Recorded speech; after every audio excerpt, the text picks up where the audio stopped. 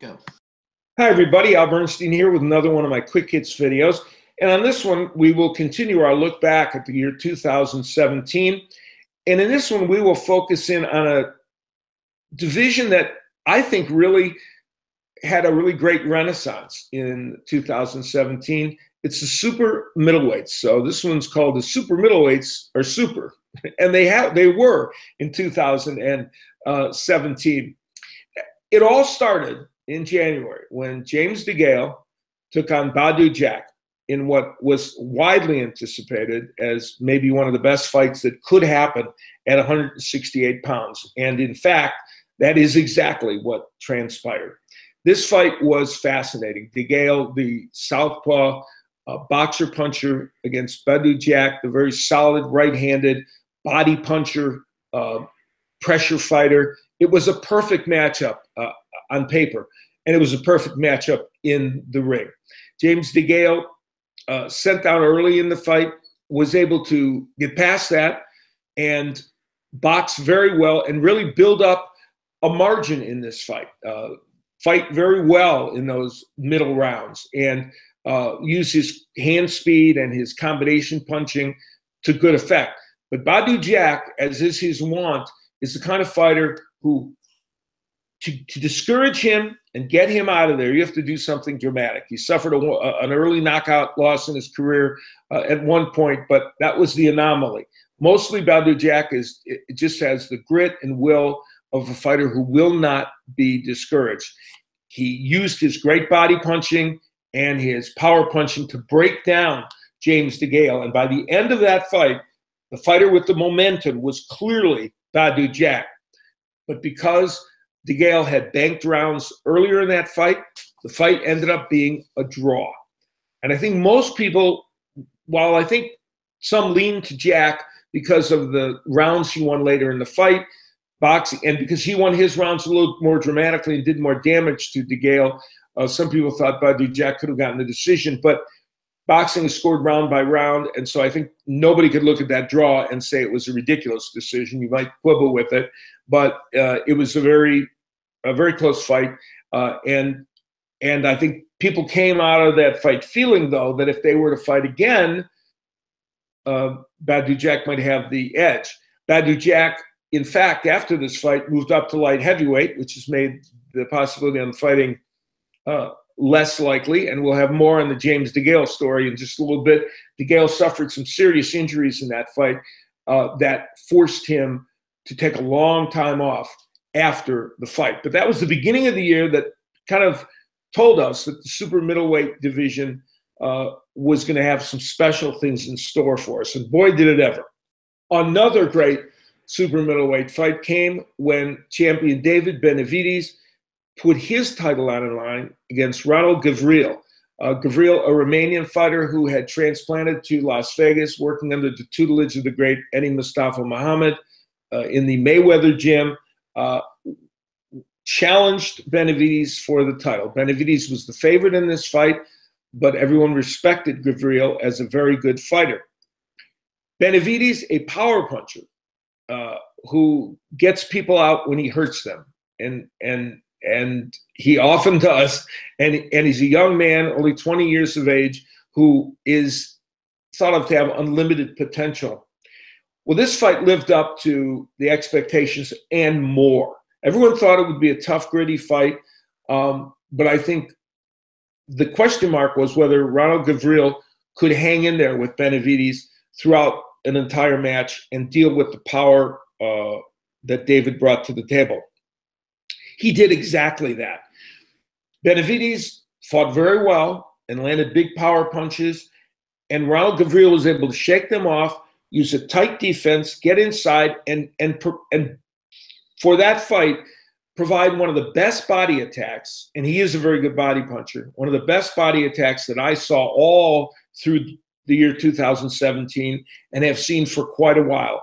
And it was a pitched battle over 12 rounds. Just when you thought the fight was swinging one way, it would swing the other way.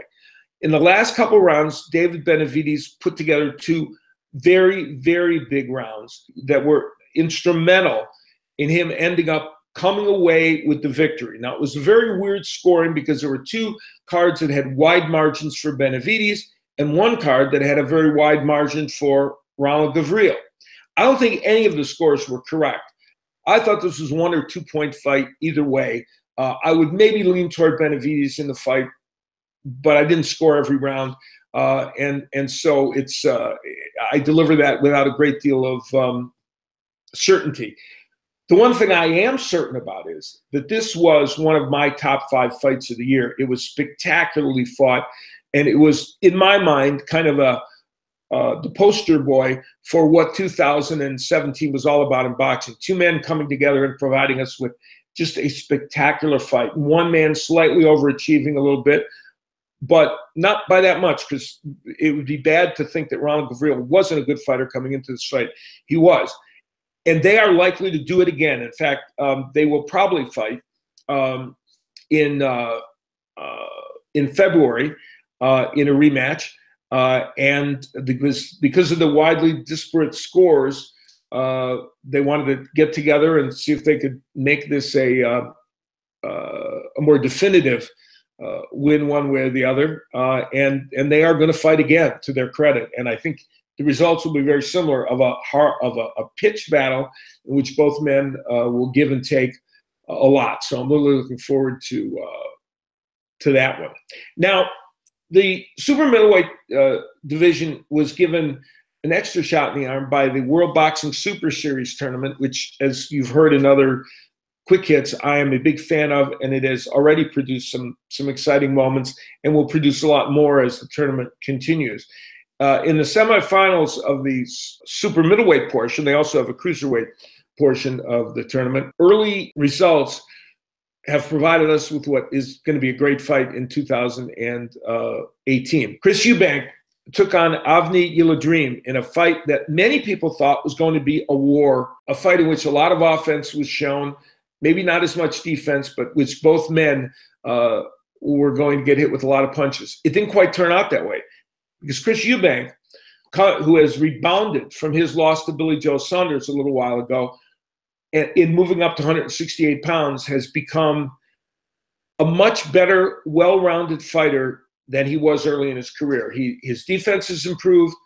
His offense was explosive, but not to the point it has become at 168. Putting on the extra weight, I think, has really helped Eubank become a much better power puncher. And we saw that against Yiladrim. He destroyed him, knocked him out in that fight, and was never really in jeopardy in a fight in which many people felt Yiladrim would give him a good battle.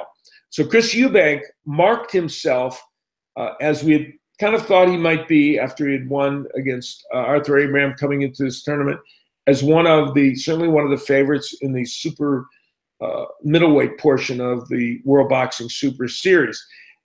And what this fight won him was a chance to win, to fight the winner of the Jamie Cox-George Groves match. George Groves and Jamie Cox fought in what was a slightly more equal battle than Eubank and Yiladrim. However, George Groves demonstrated he was on another level than Jamie Cox. Cox had his moments in this fight, but Groves was able to win it and show that he has come back from his earlier losses to Carl Froch and a very close loss to Badou Jack, the previously mentioned Badou Jack. And Groves is fighting exceptionally well, and he is now a champion. And my old friend Gil Clancy used to say, fighters improve by 25% once they win a championship, and that's true of George Groves. And he looked very good.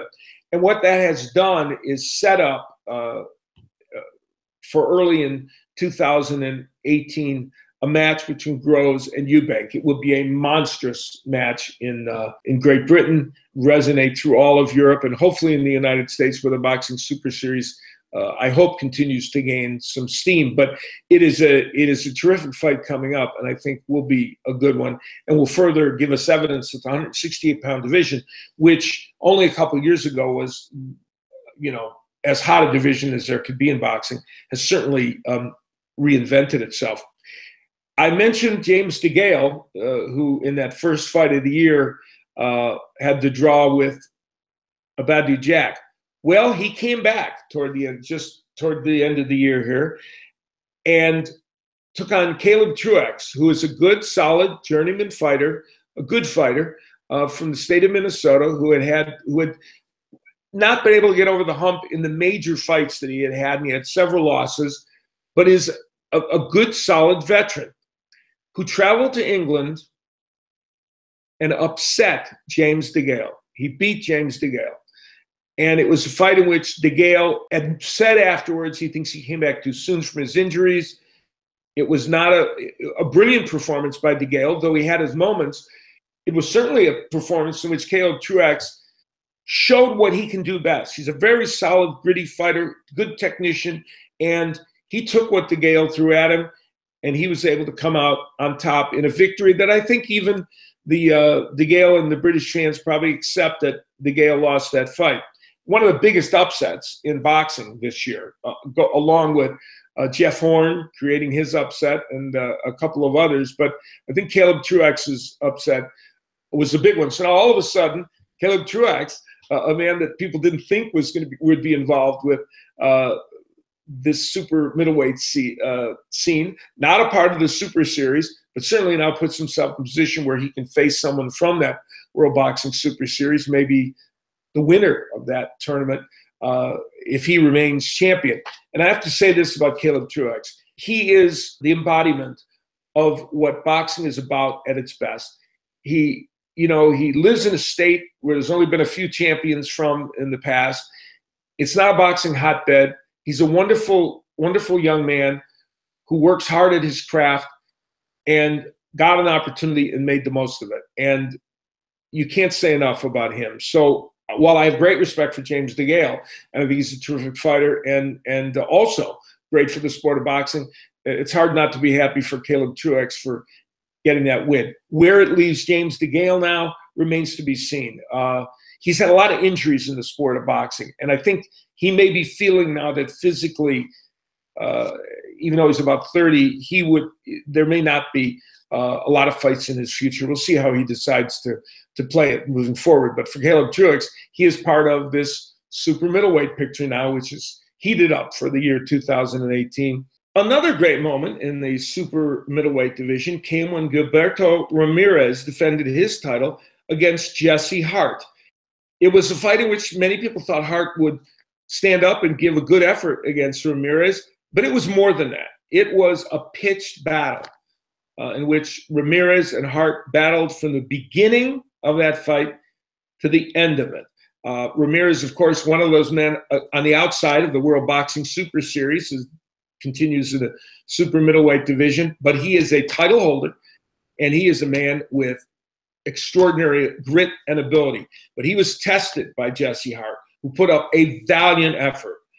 Ultimately, Ramirez would get the victory and put himself as yet another player in this worldwide scene of super middleweights, a division that often is dominated by Europeans, but Americans more than getting in on the act these days, as of course they previously did when Andre Ward became the king of the 168-pound division. So we'll be back again very soon with another look back at 2017, but I hope you enjoyed this one on the super middleweight division.